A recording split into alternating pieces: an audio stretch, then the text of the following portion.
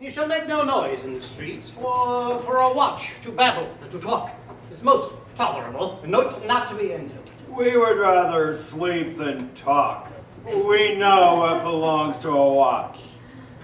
You speak like an ancient and most quiet watchman, for I cannot see how sleeping should offend. Only have a care that your clothes be not stolen. Wow. You shall call about all the alehouses and bid them that are drunk, get them to bed. How if they will not? Why, then, let them alone till they are sober. And if they make you then not the better answer, you may say they are not the ones you're looking for. If you take a thief in the night, you may by your office suspect him to be no true man, but the less you meddle and make with him, by the more is for your honesty. If we suspect him to be a thief, shall we not lay hands on him?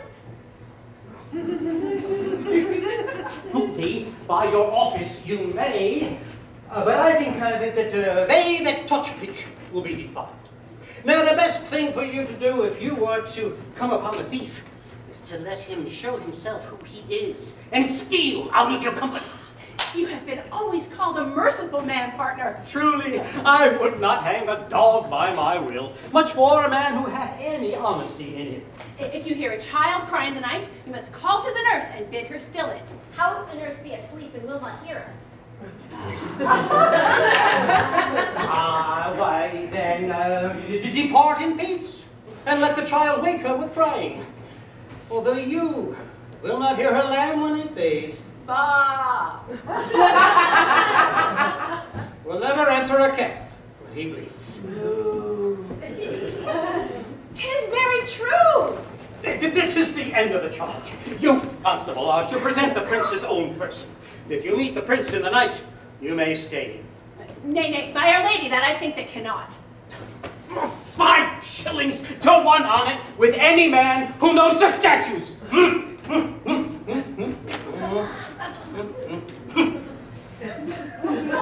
They may stay here. Marry not, if the prince be willing, for a watch, or to offend no man. And it is an offense to stay a man against his will. By Our Lady, I think it be so. Well, neighbors, good night. If there be any matter of great chances, call up me. Keep your fellows' counsels and your own, and good night. Come, neighbor. Well, we hear our charge, so let us sit upon the church bench till 2, and then to bed.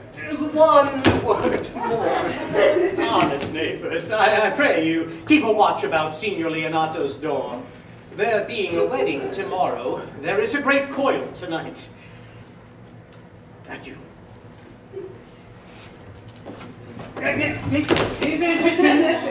I beseech you.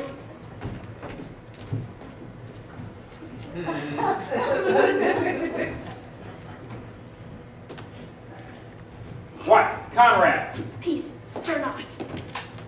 Conrad, I say! Here, man. At thy elbow. Mass, my elbow itched. I thought there would a stab follow. I will owe thee an answer for that. Now forward with thy tale. Stand thee close then under this penthouse, for it drizzles rain, and I will like a true drunkard utter all to thee. Some treason here. Stand close. Therefore, know I have earned of Don John 1,000 pounds. Is it even possible that any villainy could be so dear? Thou shouldst rather ask if it were possible any villainy should be so rich. When rich villains have need of poor ones may make what price they will. I wonder at it. That shows thou art unconfirmed. Thou knowest that the fashion of a doublet or a hat or a cloak is nothing to a man. Yes, it is apparel. I mean the fashion. Yes, the fashion is the fashion. Tush.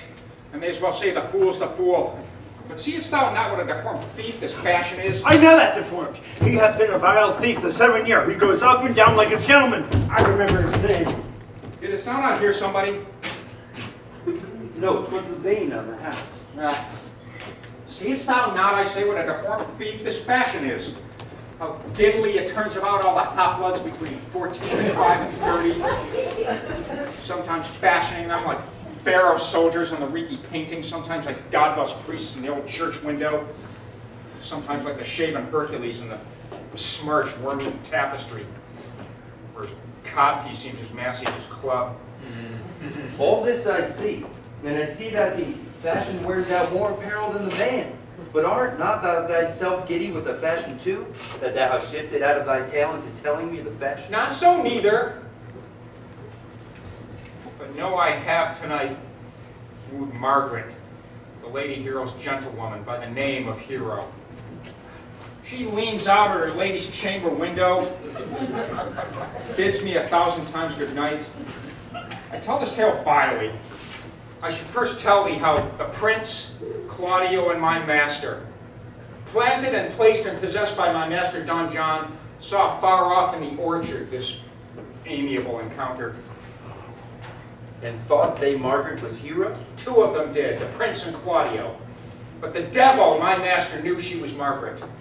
And partly by his oaths, which first possessed them, partly by the dark night which did deceive them, but chiefly by, my villainy, which should confirm any slander Don John had made, away went Claudio enraged, swore he would meet her as he was appointed next morning at the temple, and there, before the whole congregation, shame her with what he saw overnight, and send her home again with her husband. We charge you in the prince's name. Stand. Call the right master constable. We have here recovered the most dangerous piece of lechery that ever was known in the Commonwealth. And one deformed is one of them. Masters. I know him. He wears a lock. Masters. You will be forced to bring deformed forth, I warn you. Masters. Never speak, we charge you. Let us obey as you go with us.